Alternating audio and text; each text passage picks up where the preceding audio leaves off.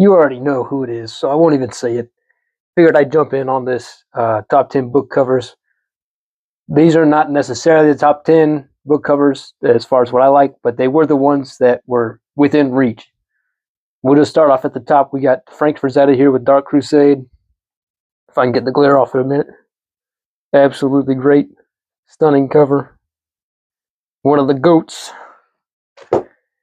Next we got a Doc Savage. This is a one of those 2-in-1 reprints from Nostalgia Ventures. I don't even know if they're still printing these anymore.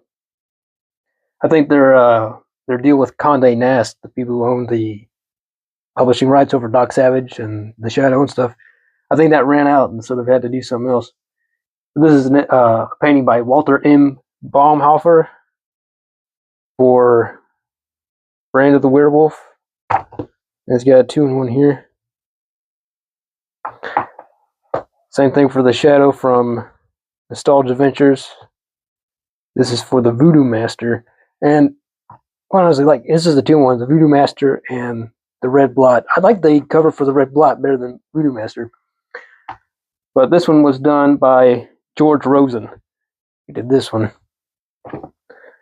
Next, we have Justice Society of America, The Next Age. This is the first volume of the Justice Society.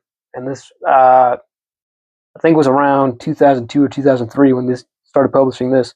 This is an Alex Ross painting from one of the original issues that they've reused for this hardcover. And Alex Ross, he's just one of the best. People criticize him because they say his figure work is kind of stiff sometimes, but like when it comes to like that iconic heroic representation of superhero work, when he cannot be beat, he's at the top of the heap. This is the Jungle Adventure. Now the cover and all the interior illustrations are done by Mike Mignola, and he's Mike Mignola doing Frank Frazetta, just like with the composition and the elements here.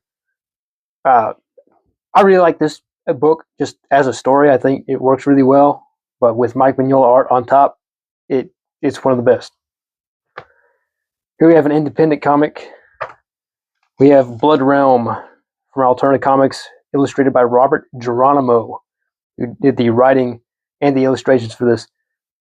This came out in 2017, and I think at this point they're up to 18 or 19 single issues, and then there's a crossover graphic novel that's supposed to be coming out either this year or early next year, which would be early next year, 2026.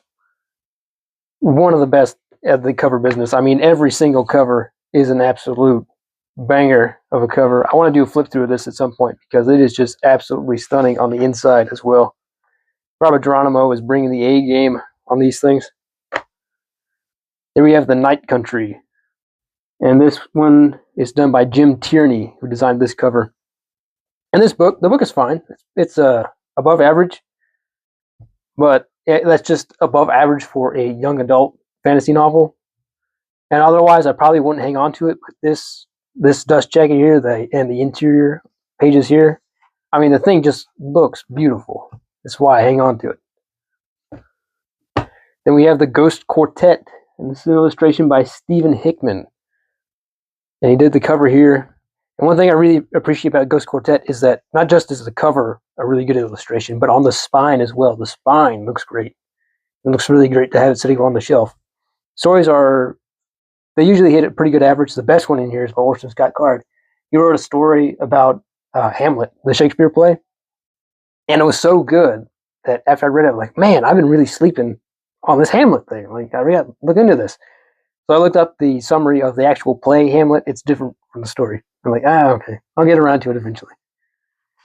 But on top of the exterior illustrations, there's interiors that just look great. Let's see if I can find that. There we go. Struggling. Yeah, see? Just absolutely fantastic stuff. And then we have a 3-in-1. These are the Bradbury hardbacks for Illustrated Man, Martian Chronicles, Fahrenheit 451. And it was difficult to see who did what on these.